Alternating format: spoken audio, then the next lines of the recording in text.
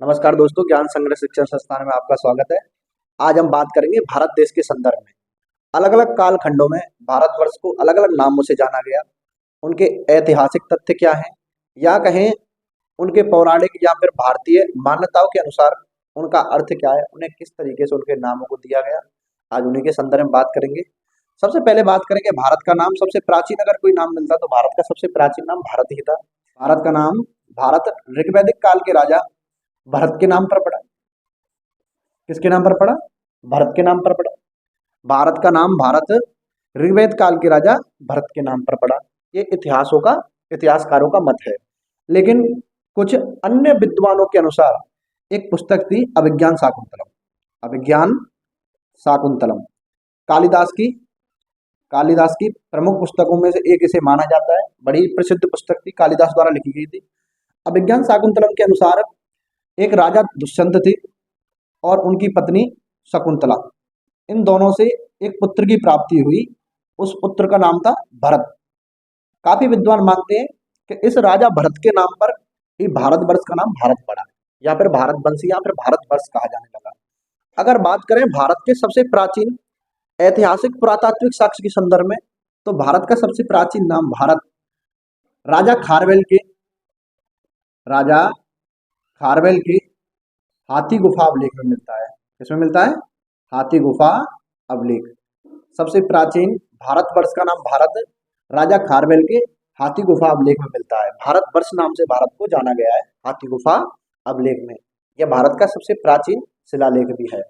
अगर बात करें भारत के दूसरे नाम आर्यावर्त के संदर्भ में, तो वैदिक काल में भारत को आर्यों की भूमि या कहें विद्वानों की भूमि कहा जाता था।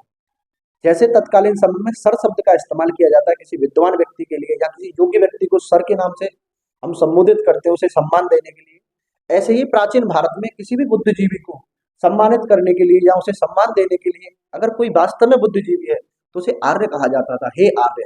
जैसे महाभारत काल में श्री कृष्ण अर्जुन को आर्य से संबोधित करते थे, हे आर्य। श्री कृष्ण को भी अर्जुन आर्य शब्द से संबोधित करते थे, हे आर्य।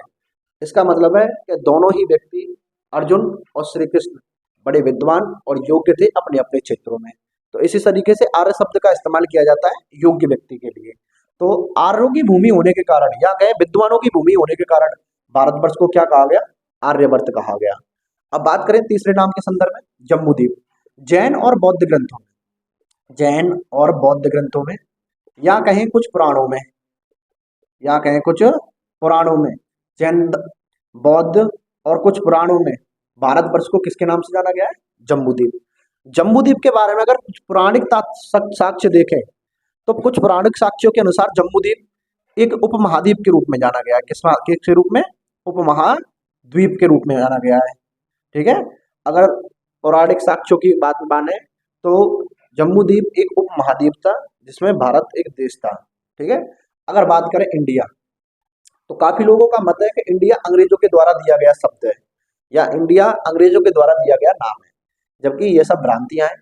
इंडिया शब्द सर्वप्रथम यमन वासियों ने भारत को दिया, या कहें जो यमन के लोग थे वो सिंधु नदी को इंडस नदी कहते थे। क्या कहते थे? इंडस नदी। और इंडस नदी के नाम से भारतवर्ष का नाम क्या पड़ा? इंडिया पड़ा। क्या पड़ा? इंडिया। और इंडिया के संदर्भ में एक सबसे प्राचीन साक्ष्य मिलता है भारत के प्रसिद्ध सम्राट या कहें मौर्य वंश के संस्थापक चंद्रगुप्त मौर्य के शासनकाल में एक मेगस्थनीज नाम का यवन विद्वान भारत आया, और इस मेगस्थनीज ने एक प्रसिद्ध पुस्तक लिखी जिसका नाम था इंडिका। और इस इंडिका के ही नाम से हम सब समझ सकते हैं कि भारत का प्राचीन यमनवासियों द्वारा दिया गया नाम है इंडिया, ना कि अंग्रेजों ने दिया। ठीक है। अगर बात करते हैं अंतिम नाम हिंदुस्तान के संदर्भ में, कुछ विद्वानों के अनुसार या कुछ पौराणिक साक्ष्यों के अनुसार एक ग्रंथ है बृहस्पति आगम। कौन सा? बृहस्पति आगम। बृहस्पति आगम में भारत का नाम हिंदुस्तान मिलता है। क्या मिलता है? हिंदुस्तान मिलता है। उत्तर में हिमालय थे, दक्षिण में हिंद महासागर तक जिस देश का नाम है वो क्या है? हिंदुस्तान। ये कौन कहता है? बृहस्पति आगम ग्रंथ में देखने को मिलता है।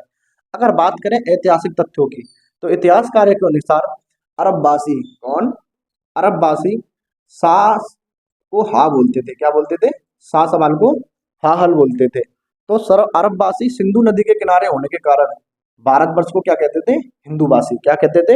हिंदूवासी। तो बात करें सिंधु नदी के नाम पर ही भारत का क्या नाम पड़ा? हिंदुस्तान या हिंदूवासी कहा जाने लगा। आपको हमारी वीडियो कैसी लगी अवश्य बताएं। जय भारत माता की।